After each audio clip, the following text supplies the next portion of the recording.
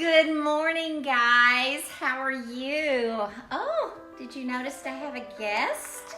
Oh my, I do. Hi, Theodore. Today is a special day because not only are Kermie and I here, and of course, Wyatt and Graham. Hi, guys. Tully. Oh my goodness. I don't know what your plans are today, but it makes my day very nice when I start it with you. I really love starting with you. And Mishi, this is a new book, and it's possibly one of your neighbors that wrote it, so I'm so glad you're here as well. Maybe James is joining us. That would be good. And Alex, my niece. Hey, Kermie. So, good morning.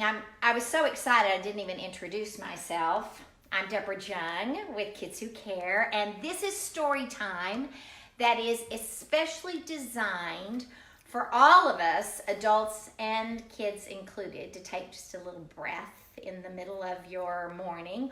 Or if you're somewhere like Germany, maybe it's a bedtime story or just after supper. That's possible too.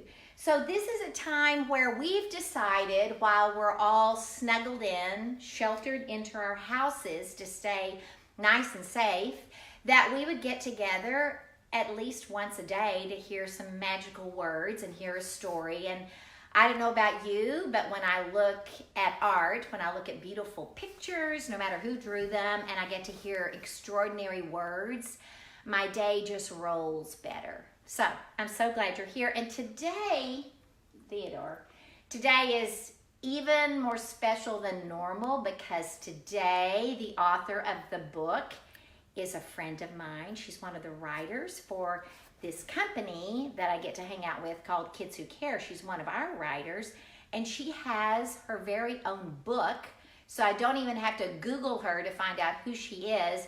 And as the guest, the actor that's in the book is here with us today. Theodore, how are you this morning? I'm so glad you're here too. Okay, Kermie's gonna go right here. This book is about you, Theodore. Pretty cool, right? So this is called Theodore the Turkey Who Found a Zoo. And when you look at this, my friend's name is on the cover. How cool is that? To have an actual book that sits on a shelf all over the world, libraries, bookstores, and my friend's name is Allison Speer. I know what the F stands for. The F stands for Fisher because guess what? I know Allison's mom. And I also know Allison's family. In fact, she walked by here the other day just to stand, 10 feet away and wave and say hi and bring me this book. Allison F. Speer. And her mom designed Theodore. And so for Diane Fisher, beautiful, this Theodore became this Theodore, and so that's really great. And I also love that Allison wrote the story, but then someone drew the picture. On the front it says illustrated, which we all know is like the fancy word for drawings by. Illustrated by Bobby Ligon. And look at the way he spells his name. Oh, you know what? I didn't ask Allison if Bobby was Bobby a boy or Bobby a girl. We'll have to find out that. I didn't know that. I haven't met Bobby Ligon. But Bobby Ligon, my last name is Jung. I have to spell it all the time, J-U-N-G. Oh, and you'll be happy to know my cameraman is back today. Dexter Adolph Jung III, camera, sound, stage management. And if you hear a little turkey, yeah, I might be part of that as well. All right, so let's find out about this story. I love looking right on the inside, and sure enough, look. Remember I told you one of the things that I love about books is just turning just inside the cover to see if there's any treats waiting for us. Sometimes it's a blank page, just saving for what's coming. But this one, two things I want you to notice. Look at the bottom of the page. What in the world is that? I believe those are footprints. I believe those are turkey leg prints. Oh, you can tell a turkey has been here. And if you're somebody who likes to go out in the wilderness, you start to learn what kind of feet. What are those? Those are turkey footprints, but this is awesome, and this I really love. right up at the top corner. Look at that. To Deborah. And look, my friend Allison signed it. And here's what she said that is perfect. Of course, she's a writer, so you know, you work on words. Home is anywhere you can read. Yeah, home is anywhere you can read. Do you know my friend Lori used to carry a book in her purse? And when we would be on trains going somewhere or planes going somewhere, she pulled out her book. I guess a train could be a home too. Okay, Allison, here we go. Oh, and just inside here, those of you who live where I live in Fort Worth, Texas, or anywhere around the world where you can see to the sunset, look at this. This is like a beautiful sunset. I love it so much. And we can't skip at this. Usually, you know, I look at this and this is the really smart group of people who create somebody's words into like a book that gets published. But really, I have to read you in these little tiny words what it says, because Allison gives us a lot of important information even before we start in the story. This is a work of fiction. Names, characters, places, incidents either are the product of the author's imagination or are used fictitiously. And any resemblance to actual persons, living or dead, businesses, companies, events, or locales is entirely coincidental. So Theodore came out of Allison's imagination, but maybe you know a Theodore, but it's really just Allison's imagination making it up. This also says Theodore the Turkey, who found a zoo, that it's copyrighted. This is a really new book. The copyright is 2018. Wow, 2020, it's only 2 years ago. So this is fresh. And right down here at the bottom, the editor's note, I'll read it to you. The editor's note down here says, this story is inspired by a wild turkey. In the early 2000s, it could often be seen in the neighborhood adjacent to the Fort Worth Zoo in Fort Worth, Texas. The zoo often received calls to warn them their turkey had escaped. I live in that neighborhood. It's true. Yeah, you see a turkey, you go, oh, the turkey escaped from the zoo. Oh, and look at this. This is quite lovely. This is who the book is dedicated to. So I think what's a nice, lovely privilege is if you are writing a book, you get to say, and I remember most. And you know who brought me this book and put it on my doorstep? Casey. This says, to Caroline and Casey, my daily inspirations for pretty much everything. Allison's girlies. There you go. I know these people. Pretty cool. It's really fun to read books and really fun when you know them. All right, so here we go. Theodore the Turkey Who Found a Zoo by Allison Speer. What is that thing he's holding? I don't know. If you know what that is a newspaper. A lot of newspapers are online, but there's nothing like touching the page, is there? Well, I love it. Okay, let's see what happens.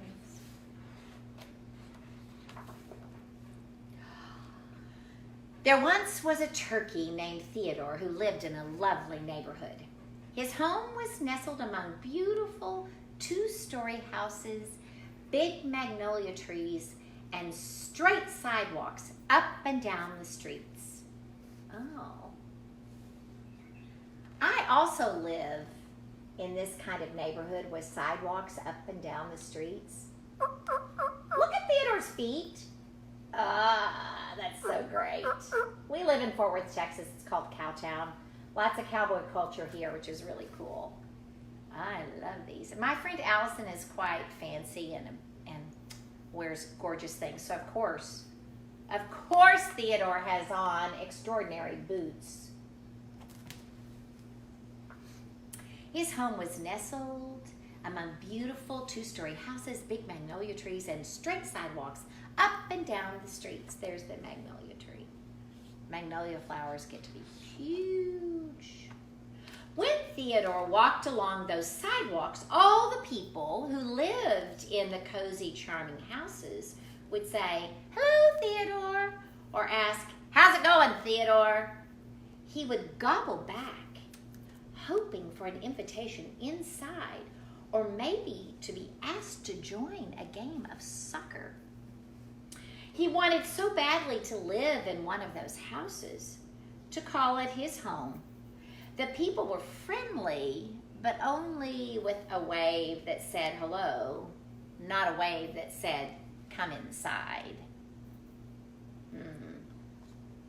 Okay, Theodore's ready to play soccer, but nobody's really asking. They're just kind of waving like, hi, know ya, hi, bye. There's a kid down the street from me who has one of these goal nets in his front yard, and guess what? He has like 15 soccer balls, not one, like 15. He practices all the time. Okay, so they waved, but none of them said with their wave, come on inside. One day, as Theodore was strolling and strutting through the homey, restful neighborhood, he heard a loud roar. Intrigued, he followed the sound through the gray pathways. He crossed a big street. He kept following the roar because he was so curious. Maybe he was a little frightened, but mostly just curious. Oh my word. Oop. Going straight for the sound. That takes a lot of courage. Not the opposite way. I don't know. If I heard a roar, maybe I'd go the other way. Theodore's going straight for it. What is that? This is real, by the way, from our neighborhood. You can actually hear a roar. Finally, Theodore's path led him to a large gate that read City Zoo.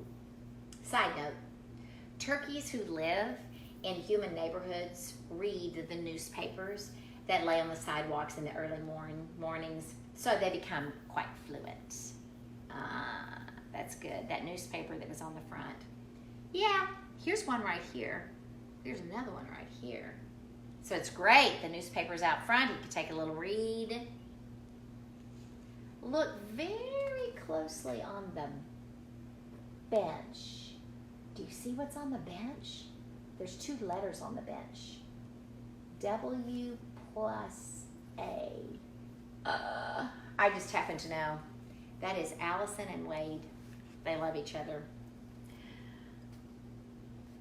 Yeah, turkeys who live in the human neighborhoods read newspapers. They become quite fluent. So he knew exactly what this was. This is a city zoo. He paraded up to the ticket window to pay admission, but the ticket seller looked down at him and asked, how long have you been on break? Get back in your exhibit and stop gobbling. Theodore cocked his head to one side and blinked. He blinked again, and then he thought, hey, free admission. So in through the turnstiles he went. Oh, he was perfectly willing to pay. She thought he lived in the zoo. He didn't live in the zoo. Oh, okay, he's going to head on in. Thank you very much. Free admission. Theodore came upon an exhibit full of zebras. He hopped up on the cement wall and then stepped on the soft grass. He thought, maybe this is where I'm supposed to be. Perhaps this is my neighborhood. Look at the eyeballs of these zebras. Oh my gosh, luckily we have a really great zoo, and I'm going to have to go back and look at the zebras. I don't know, maybe their eyeballs are like this. These zebras are hilarious. Oh my gosh, I love them. Bobby, I love your zebras. Love your stripes, he said to a nearby zebra who was chewing the soft grass. But the zebra slowly looked up, rolled his eyes, and huffed. Oh, please, Feather Boy, go on and be a bird. this spot is for stripes only.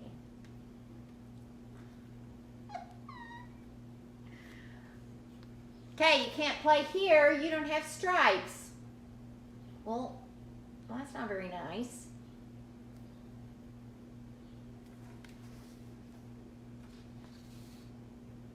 I love these pictures.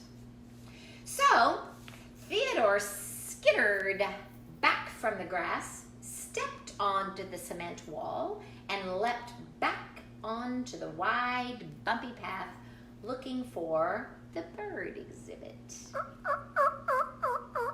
Penguins, Theodore read aloud as he walked up 1, 2, 3 steps and entered the chilly, dim room. He saw black and white birds waddling, diving, eating fish, and swimming with friends. Birds! He said to himself, maybe this is my home. Once again, look at the penguin. Oh my. I just think this is even though he is seriously looking, the characters make it a great comedy. Oh, I just want them to walk around now. This would be a good movie, a good cartoon. Birds, he said to himself, maybe this is my home. Of course, the penguins are dressed. I mean, this is Allison Speer's book. Of course, they're very fashionable. Theodore stepped up to the thick glass window and tapped his beak. Tap, tap, tappity tap. Hey, he announced. How do I get in there? Birds of a feather stick together, right?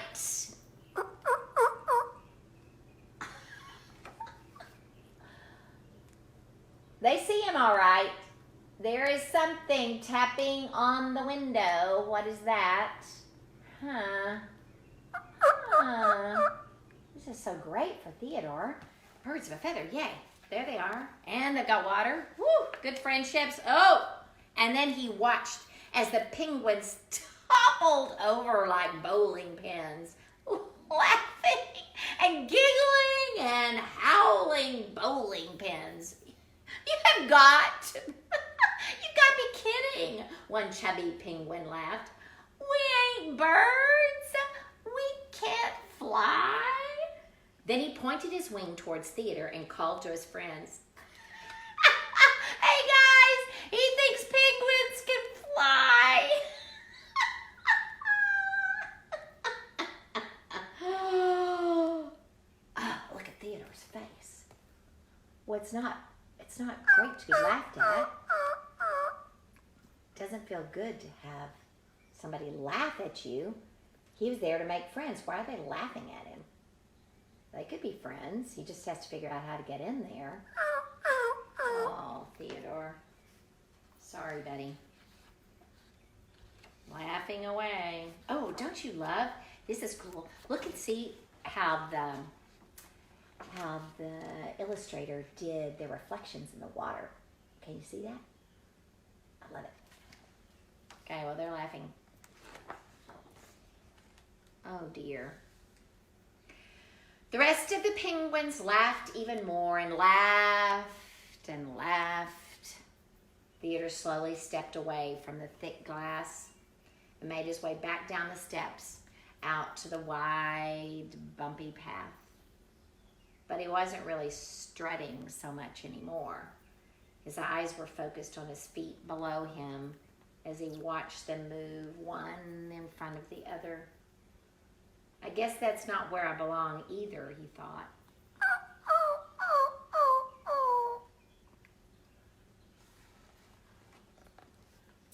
I have felt that way in the middle of a crowd. Have you? Thought you found friends. That feels bad. He heard the sound that originally led him to the zoo. It's a sign, he told himself. Maybe this is where I belong. So he straightened his feathers, wriggled his waddle, picked the flecks of dirt from between his toes, and gobbled his loudest. He gobbled his loudest to the large animal lying in the grass. Standing on the bench that overlooked a vast plot of greenness and a sun-covered plateau, Theodore prepared to introduce himself. This was where he belonged. Okay, look carefully. Do you see who he's talking to? You see that? Wonder what that is. Same thing that roared that got him there. He did recognize that. You know what I love about Theodore? He's quite the optimist. He's quite the optimist. He heard another sound and he went, aha, that's a sign. I'm sure this is where I belong. Did not give up. Just like kids, you know, you don't give up on stuff, right? So Theodore prepared to introduce himself, certain that this is where he belonged. Hello, I am Theodore. I heard your call from a mile away. I am certain that you and I are one of a kind. We both have beautiful clothes, majestic calls, and it looks like you enjoy sitting in the sun, like me. Mind if I stay? That's a good introduction, right? Oh, let's see. This could be it. Oh, wow. First, look at this. Oh my gosh. Oh my word. That's what's been making this sound that he could hear all the way up in the neighborhood that he walked around. Whoa. The lazy lion raised his large head and yawned so that Theodore could see his many white, sharp, pointy teeth. Then he licked his lips with his fat, pink tongue and spoke. Theodore, you will be wise to notice that you do not have a mane like mine. The lion then shook his head back and forth so that his fur surrounded his face, fluffed and flurried like the petals surrounding a sunflower. Well, what a mane. Oh my. Whew. This lion has obviously been looking at a reflection to see about the stunning Farrah Fawcett. You have to be old enough to know Farrah Fawcett do.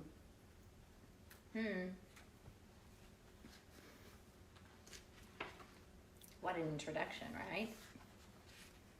And unless you have an appetite for meat, the lion said as he started to stir and stand, then you'll want to find your way out. It's dinner time and I'm quite hungry. Roar! Roar!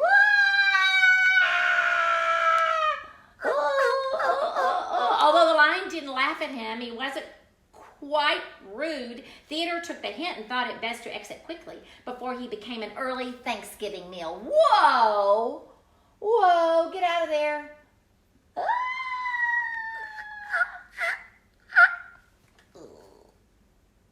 Don't you love how it shows that the illustrator, the designer of all these beautiful pictures, shows you how fast, look at that, how you could do fast. Just with paints and pencils and things. Yowza. Where is my home, he wondered. Where do I belong? No one looks like me, sounds like me, and even wants to be my friend. Theodore waddled back onto the bumpy road, feeling dejected and rejected. He began to wander again. He must have been watching his feet, one in front of the other, because he suddenly bumped into a tree.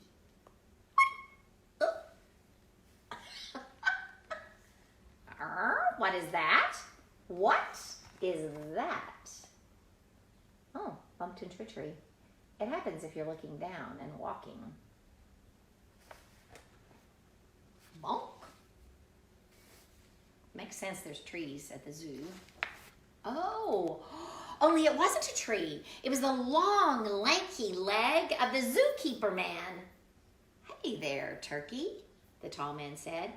You look like the gobbler who lives in the neighborhood up the street. People call us about you all the time. They think you belong to us, but I always tell them the turkey's turf is not here in our territory. Theodore and the tall man began to walk and talk. They walked and talked and talked and walked. Oh, I love that. Found somebody to talk to and walk. We're doing a lot of that in our neighborhood. Even though we can't go into each other's houses, we stay in our own houses, we can walk and wave at our friends and say hi. So walking and talking, it's so great. Look, I also like him. Look at his face. He looks very kind to me. Yeah. Looks very kind, Theodore. That day, Theodore and the man became friends. Every time Theodore would leave the zoo to go back to the streets with the cozy homes, the man stared at his beautiful plumage. That's a fancy word for display of feathers. We have to say it again, his beautiful plumage. The man stared and thought. He stared and thought. He thought and stared. The next few weeks, Theodore began making weekly visits to the zookeeper man. He knew they weren't the same kind, but that didn't seem to matter. They liked each other. They were friends. Look at this beautiful, beautiful plumage. Look at those feathers. Zookeeper's thinking something. One day, when Theodore visited the zoo, always free of charge, walking the bumpy path with his tall friend, they stopped in front of a small yard carved into a tiny little corner of the park, next to a restaurant. It was far from the snobby zebras and the pesky penguins and the lazy lions. Went to a tiny little corner of the park next to a restaurant.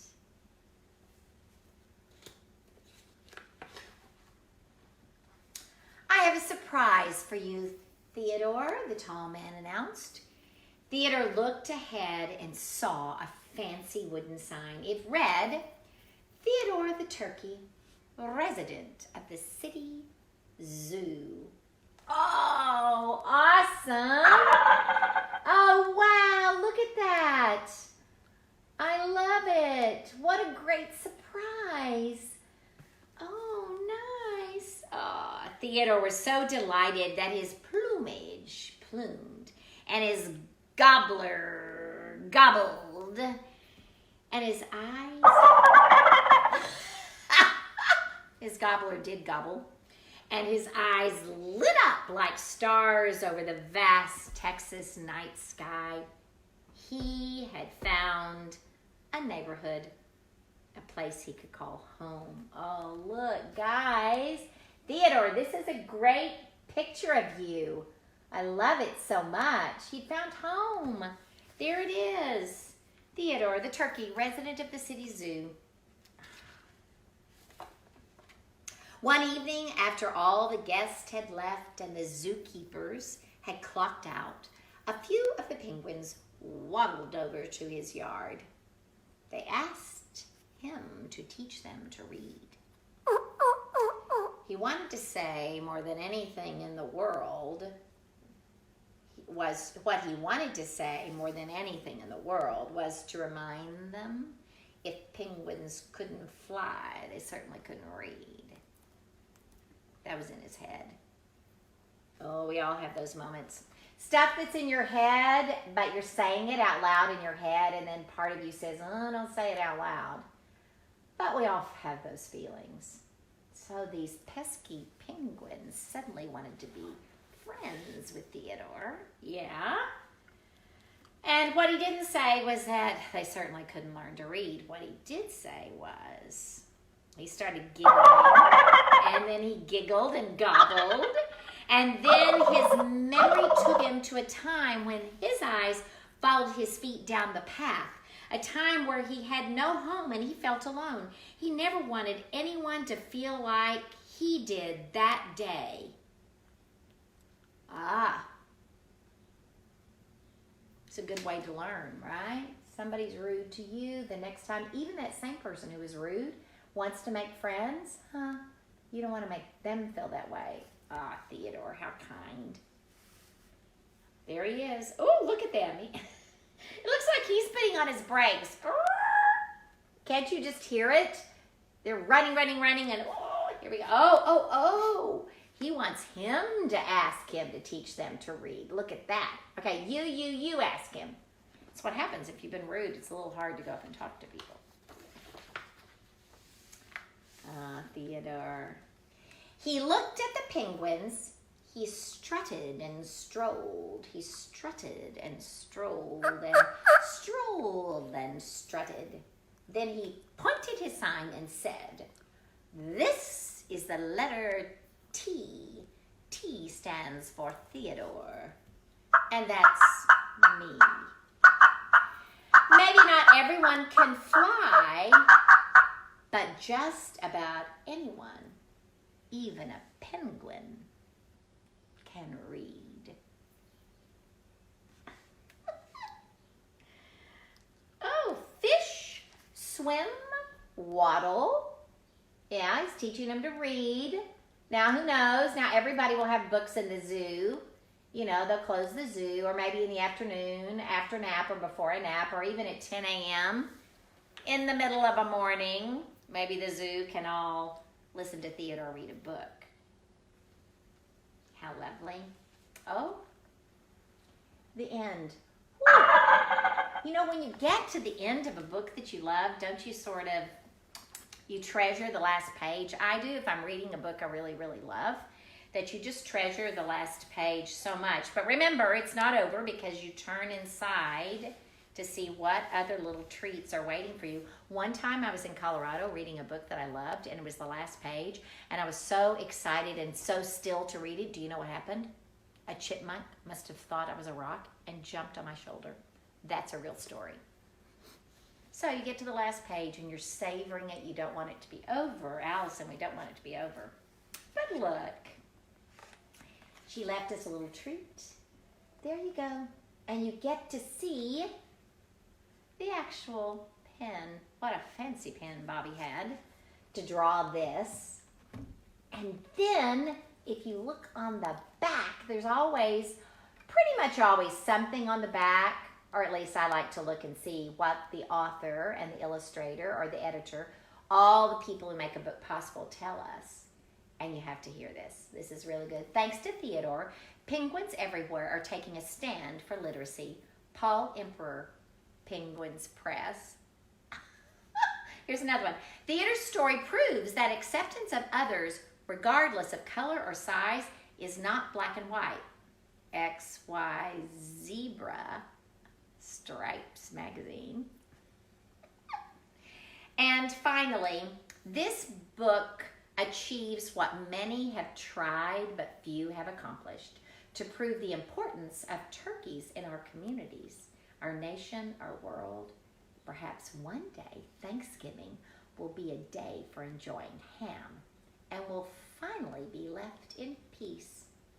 Timothy Tom, Turkey Nation. Oh, look, he's got his boots off. Got his boots off. Oh, I love this book so much.